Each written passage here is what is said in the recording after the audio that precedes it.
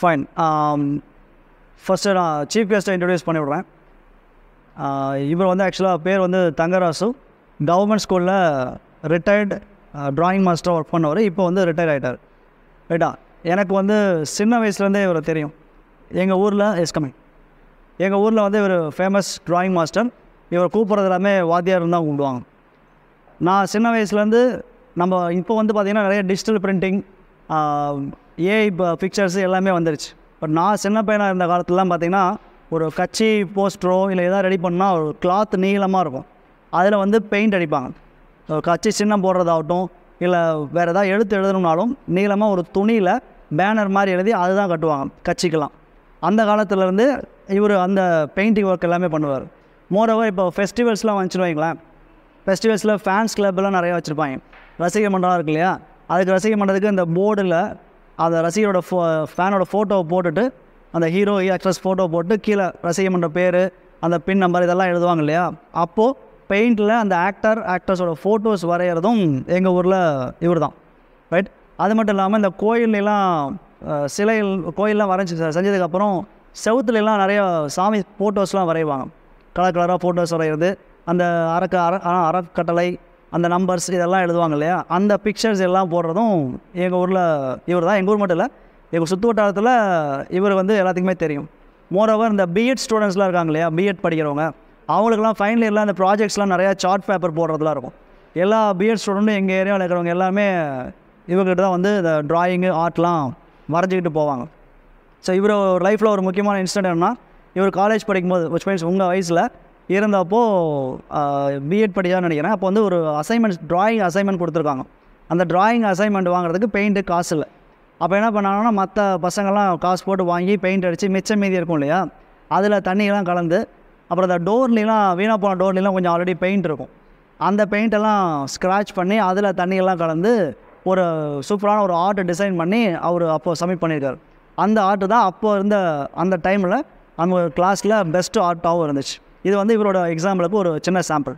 அது மட்டும் இல்லாமல் நான் ஒரு புக் ஒன்று எழுதியிருக்கேன், த மிஸ்டீரியஸ் கைட் அப்படின்னு சொல்லி. அந்த புக்குக்கு எல்லா ஆர்ட்டுமே வரைஞ்சி கொடுத்ததும் இவர் தான். அதில் பார்த்திங்கன்னா ஒரு பிக்சர் இப்போ சொல்கிறது என்னென்னா, நைட் எஃபெக்டில் ஒரு பிக்சர் வேணும்னு சொன்னேன். ஏன்னா ஒரு 2 நாள் நடக்கிற ஸ்டோரி. ஃபஸ்ட் நாள் நைட் வந்து அவங்க வீட்டில் உட்காந்துருக்கும்போது பார்த்திங்கன்னா டார்க்காக இருக்கணும் இடம், விச் மீன்ஸ் நைட் எஃபெக்டில் எனக்கு ஒரு பிக்சர் வேணும்னு சொன்னேன். அதையும் நைட் எஃபெக்டில் பிக்சர் வந்து வரைஞ்சி கொடுத்தாரு. அதை நான் உங்களுக்கு ஃபார்வேர்ட் பண்ணுறேன், வாட்ஸ்அப்பில் நம்ம குரூப்பில் போடுறேன். அதை நீங்கள் பார்த்தீங்கன்னா தெரியும். எல்லாத்தையும் ஃபார்வேர்ட் பண்ணுறேன். நீங்கள் பார்த்தீங்கன்னா உங்களுக்கு அந்த ஆர்ட்டோட குவாலிட்டி எப்படி அப்படிங்கிறது தெரியும். இது எல்லாத்துக்கும் மேலே இவர் வந்து என்னுடைய அப்பா. எனக்கு சின்ன வயசுலேருந்து என்னுடைய ட்ராயிங் புக்கில் படம் வரைஞ்சி கொடுத்ததுலேருந்து என்னுடைய ட்ராயிங்க்கு ஹெல்ப் பண்ணது எல்லாமே வந்து இவர் தான். So he is my dad. And on பிகாஃப் of fine arts club, I extend a warm welcome with your claps to Mr. Thanarasu. See, he may not good at speaking, but he is great artist. அதனால் சில பேர் சொல்லுவாங்க இல்லையா, சில பேர் பேசுகிறது நல்லா இருக்கும், வரைகிறது நல்லா இருக்காது. இவர் எப்படி பேசுவாருன்னு எனக்கு தெரியாது. நான் இவர் ஸ்கூலில் இருக்கும்போது நான் வேறு ஸ்கூலில் படித்தேன். ஆனால் இவர் ஸ்கூலில் நான் படிக்கல, விச் மீன்ஸ் இவர் கீழே நான் படித்ததே கிடையாது ஸ்கூல்ஸில். நான் வேறு ஸ்கூல், இவர் வேறு ஸ்கூலில் டீச்சராக இருந்ததுனால. பட் இவர் நடத்துறது எப்படி இருக்குங்கிறது நான் பார்த்தது கிடையாது. பட் ஆர்ட் எப்படி இருக்குங்கிறது நான் சின்ன வயசுலேருந்து பார்த்துருக்கேன் இப்போ வரைக்கும். சரி, இப்போவுமே பார்த்திங்கன்னா இவர் ஸ்கூல்லேருந்து ட்ராயிங் மாஸ்டர் ரிட்டையர் ஆகிட்டார தவிர அவருடைய ஃபேஷன்லேருந்து ரிட்டையர் ஆகலை.